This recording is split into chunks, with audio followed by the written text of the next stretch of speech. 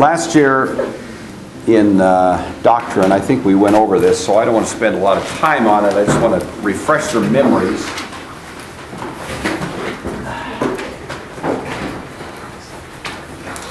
And if you have your notes from doctrine class last year, you might want to pull them out.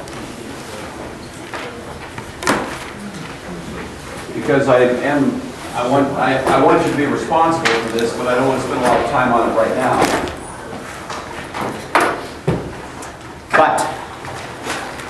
And I think we actually touched on this earlier this year in connection with Aristotle, but when Luther said justification is by faith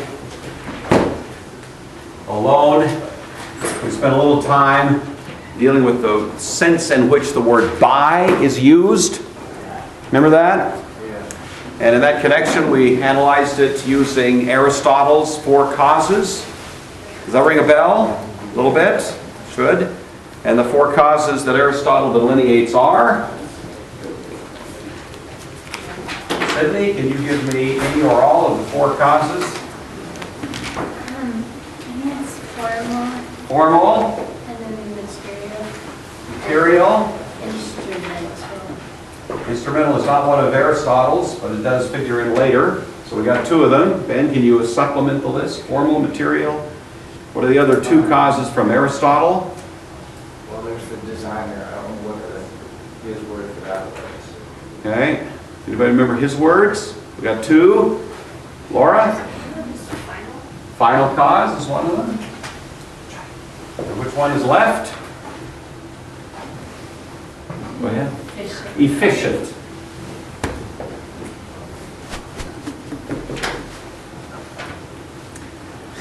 So, those are the four causes. That should ring a bell. And now, applying these to Aristotle's description of producing a sculpture. Remember that? What are each of these? Did you do this? Trevor, can you run through the formal, material, final, efficient? What do they correlate to in terms of sculpting? A marble statue, the formal cause would be what? Formal cause, just plan. The plan. Material cause is? Marble. Marble. Final cause is? The end result, like the actual statue. No. No. Final cause is? Anybody remember this? Final cause is? The reason why? The motive? Maybe money, maybe whatever. The efficient cause is what? What's the efficient cause? Anybody? Megan? Those are the tools being used. No, it's the actual sculptor. Then the tools figure in as what the reformers call the instrumental cause. That all coming back to you? I don't want to labor all this because it should be, shouldn't be buried between too many layers of extraneous memories in your brains. So, in connection with how we are justified by faith, that is, in what sense is faith a cause of justification? The reformers would say that all of these causes apply. You with me? So, for example, Joe, if we apply this not to sculpturing now, but we apply it to justifying a wicked sinner and turning that person into a justified saint, what do each of these correlate to? The formal cause would be? The formal cause, that would be, official cause would be God. Okay, the efficient cause is God. He's the one that justifies. Material cause. Is the formal cause, what was that again? Is that the thing that's being... Let's see, who gave this to us a minute ago? Who was it? Oh, it was Sydney. So what is the formal cause? When you're sculpturing, what's the formal cause? The plan. So what's the formal cause if you're justifying a sinner? What's the plan? What's the blueprint? I guess salvation or Sorry. Anybody? What's the formal cause? Did you say it was to be made righteous? Okay, to be made righteous, or the reformers would say to be made like Christ. To be conformed, conformed to the image of Christ. That's God's design, His plan. That we are taken from a position of corruption and molded into a Christ-like human being. The material cause would be what? Right? The sinner. The sinner, the person you start with. Final cause, probably the best term here would be, Nicole. For God's glory. For God's glory. There you go. The efficient cause is God does it. And the reformers then said that faith is actually a tool in the hands of the efficient cause.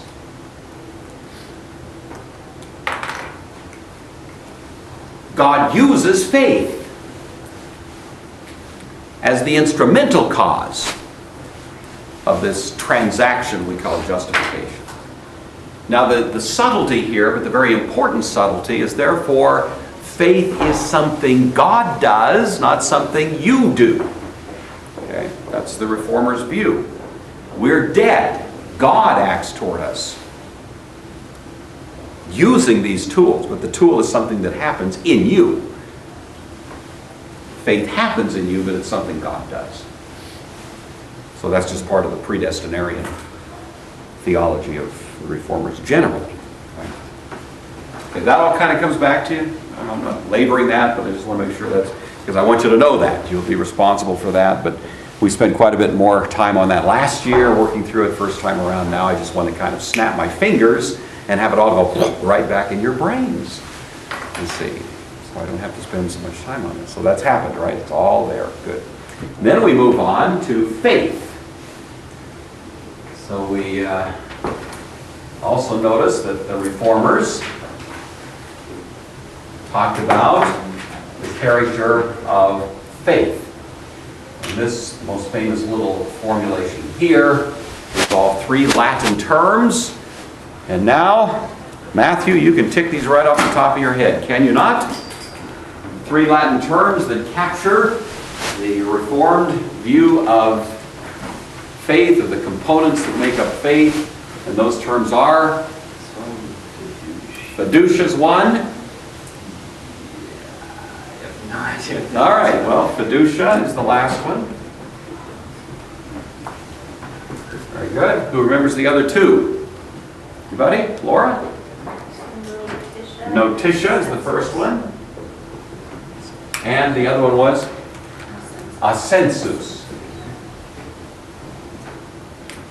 which I think probably, if you pronounced it correctly, would be asenkus. Asenkus, I bet.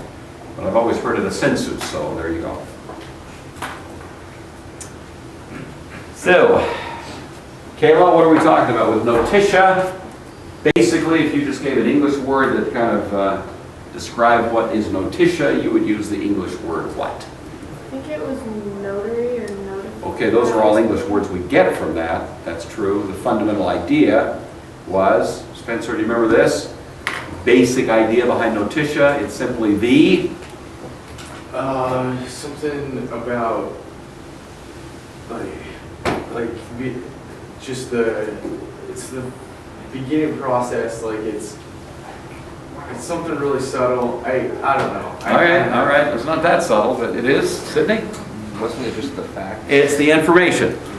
Notitia is just the information. You cannot have faith in the New Testament sense of the word, the Reformers insisted, unless you have certain information.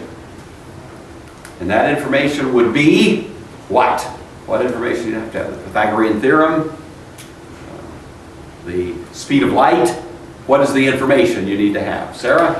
The knowledge of the gospel. The gospel. And can you give me the gospel in 30 seconds or less? That Christ was born and then grew and died for our sins so that we could be saved and save us from our sins. All right, that's good. That's about 6 seconds, so pretty good, yeah. That's the heart of the matter. There's this man. He was God among us. He lived, he died. His death was an atoning death. He stood in the place of God's wrath for me, and as I place my faith in him, I can receive the benefits thereof. You know, that idea. That's the gospel.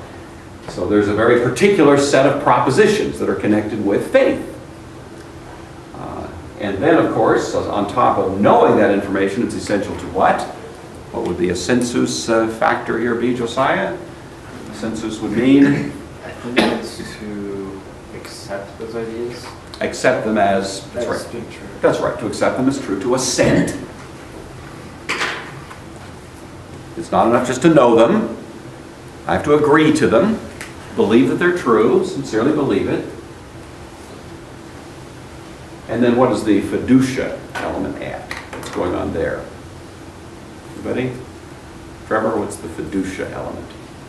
I know it, I believe it. What does fiducia tack on here?